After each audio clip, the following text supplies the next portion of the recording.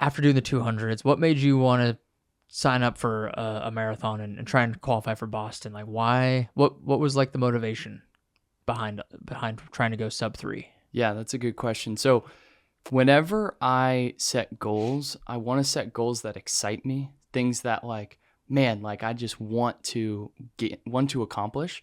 And that doesn't mean I'm going to have days where, or I'm not going to have days where I get up and I'm like, man, I don't want to do this, because I definitely have those days. We all do. But I set goals that excite me. And after running like just about as far as I thought was like possible, or like that there was a race to do, I was like, man, I've been spending so much time like putting in all these miles, running a ton of miles a week, doing these 4-day races, having 2 weeks of brain fog after doing them. And it was an amazing experience, but I really wanted to take some time and like train for a hard goal that was going to be hard and challenge me, but also wouldn't require as much maybe time per week. So honestly, I knew that running a marathon, like it would be intense, but it wouldn't require as many hours, so that I can invest in certain relationships that I wanted to and do certain things that I wasn't able to last year because of all my commitment to these races. I mean, I did 4 races that were extreme ultra distance, and each of them took about a week to do. And then you take in the time spent prepping for them, the time recovering from them. And really, I didn't feel like myself for like 2 weeks after the race too. So that's like 3 weeks kind of out of commission per race. And so that's part of what, and I wanted to run a sub 3. I mean, who doesn't, right? If you run. Yeah. So it was just the excitement of like doing something still hard. Yes. And but also less time commitment. But less time commitment. Okay. Yeah. That's fair. I don't know if, maybe I was going to say objectively, like what do you think was harder, the sub 3 or the 3 200-mile races? I know they're hard in their own way. But yeah, like, they're hard in their own way. I mean, I think the 3 200-mile races for sure. Yeah. Because dude, it's just so much time. Yeah. Like honestly, when we did the sub 3, like those miles, because you're running like 6:30 pace, they just go by like that. They just keep going by fast. And although it's hard, like I felt like really well prepared for the race. And so, yes, there were some highs and there were some lows, but like when you're in the low, it may last a couple minutes. At least it did for me during that race. Whereas like, dude, there were hours where I felt like horrible during these 200s. So do you think just the time? Do you think so the 200s definitely sound mentally harder. Yeah. Do you think physically they were harder as well? No, or yes. I do think they're physically harder too, because it's like, dude, you're on your feet for 3 days. Yeah. Imagine, this is what I tell people, imagine standing all day, walking around, and then not sleeping for 3 nights straight, doing that 3 days in a row. Just that. Now add on running 200 miles. Like even just standing during all day can like hurt my feet. Now pair running, pair mountains, pair rocks, like all that on top. Yeah, it's not fun. Okay. I've been curious about that because obviously a sub 3 marathon is hard. Yeah. Like it's a difficult thing to do. Yeah. But that just shows how hard the 200s were. Yeah. The biggest difference, and I'm realizing it too now as I think of it, is just the time. Yeah. Like the time spent in suffering, because the biggest reason that people quit is because they think in their mind, they're like, man, if I feel like this now, I cannot imagine feeling how I feel for several hours longer. Versus in a sub 3, it's like, man, I can't imagine feeling this way for 2 more hours. Yeah. Versus 10 or 24 or whatever. Do you think doing the 200s made the sub 3 feel just a lot easier? Because now you have this baseline for what's hard. Yeah. It's shifted so high. Well, and it's like, dude, like I'm used to being out there for 3 days. Yeah. I told you after this, I'm like, dude, this is so weird. Like finishing a race and like having half the day left still to just hang out and do whatever, go eat, go have fun. Like usually when I finish these races, I'm shot. my crew is ready to just be done and go home and sleep because everyone's been up for, a couple nights in a row trying to support.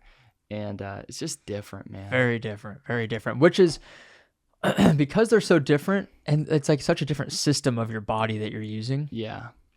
I like going into it because I coached you, obviously. Like I knew you'd be able to do it, but I honestly thought you would have a harder time making the transition from like the slow zone 2, 1 gear, ultra kind of training to now we got to do speed work every week. Yeah. We got to do big marathon workouts, but you handled it just like a champ. Like you just went head on. And as far as I remember, I don't think there's any speed sessions where you like bonked or like didn't get through the paces. Dude, there was like 2 weeks before the race. Remember that set of like 800s? We did it again. I tried to run them around my house or like around my street, and I screwed them up. I just like didn't do well at all. And then I also tried to do another run the next day. And I remember you texting me, you're like, did you get your miles in today? And I like answered something like not addressing that because I was like, dang. So there were definitely some ups and downs. Like it wasn't just like, hey, sign up, train, easy finish.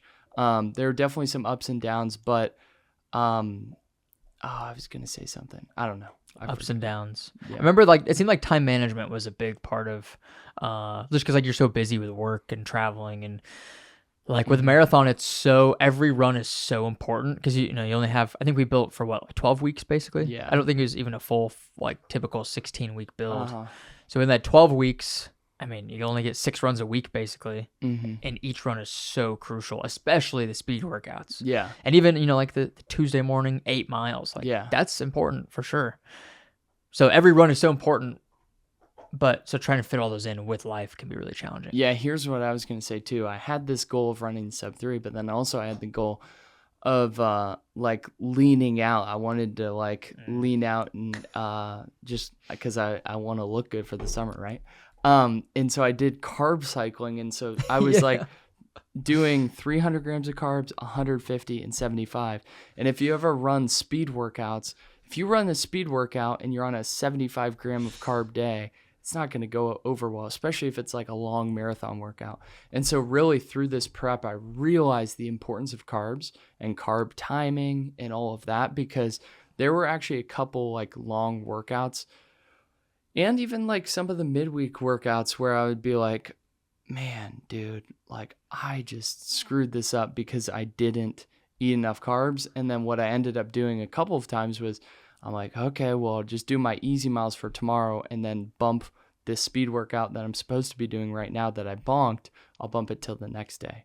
And so I think that's like a point, and it's like carbs do really matter, especially for doing speed workouts and stuff. So make sure you're getting enough carbs in. But then also like people ask me sometimes, because I coach people as well, and they're like, hey, can I move this run to tomorrow instead of today?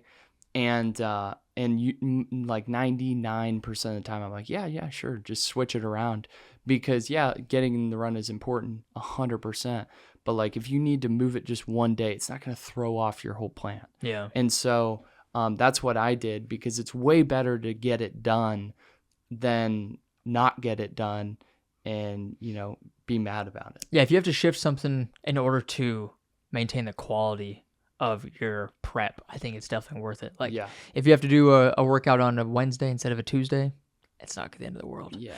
And even if you do have to like miss a run entirely, like obviously try not to, but one of my favorite analogies to that, I saw this picture. I wish I could like put it up. Maybe we can, but it was on Instagram. It was like this picture of like a bunch of blocks. Every block was every run you did throughout a build.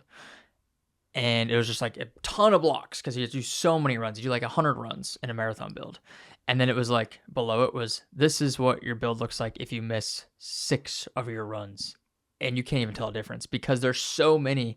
So it's like, yes, it sucks to miss a run. You try not to. But like if you miss 1 or 2, it's not the end of the world. Or if you have to shift or something, everything's adaptable.